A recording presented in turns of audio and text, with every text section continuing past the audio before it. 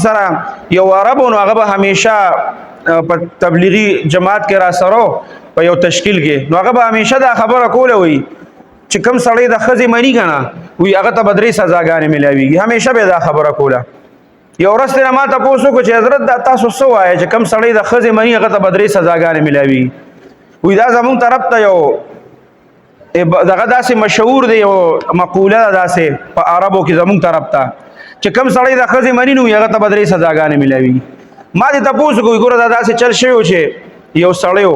هغه به په هر څیز کې د ښځې نه تپوس کوه په یو جرم کې وی ګیر شو په جرم کې چې کله ګیر شو نو وی هغه په هغه باندې سزا قاضي ورته سزا ووروله نو هغه ته 3 سزاګانې وورولې یو سزا یې ورته دا ووروله چې ته به 100 پیاز خورې یا 100 پیاز وخوره یا دویمه سزا دا ده چې 100 کوړې وخوره یا دریمه سزا دا ده چې 100 دیناره جمع کړه جرمانه اوس دې کې چې ستا کومه سزا خوښه وي بس هغه ځان له خوښه کړه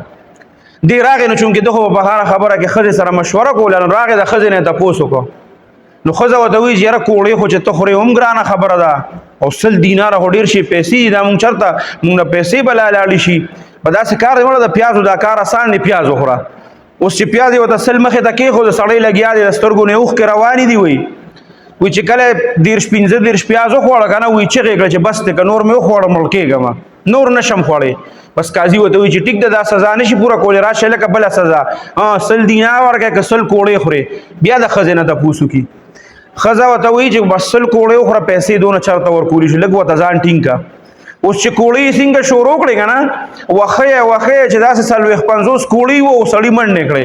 وایي مړه ما نشم برداشت کولی کوړې هم نشم برداشت کولی بس قاضي ورته وایي اوس خو یو سزا پاتې ده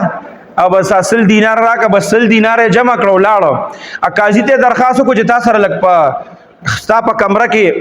میلاوېږم یو خبر راته کوم قاضي ورته وایي صحیح ده چې کله وله راغی قاضي ته وایي زما دا یو وصیت ځان سره په دې کاغذونو کې ولیکه وایي څه وصیت وایي دا وصیت ولیکه چې زما په قبر باندې به م ولیکې چې کوم سړی د ښځې مني هغه ته به 3 سزاګانې میلاویږي ما د ښځې ومنل نو ما ته 3 سزاګانې میلاو شول نو زمونږ دا پښتانه صرف دې ته خوشحالي چېرې دا خو داسې دا واده به سړي ته چې کوم دی نو د 2 وادونو دا اجازت شو دا ضروري شو دا به خامخا کوي او که ویې نه کړو دونه جرمانه او دونه قید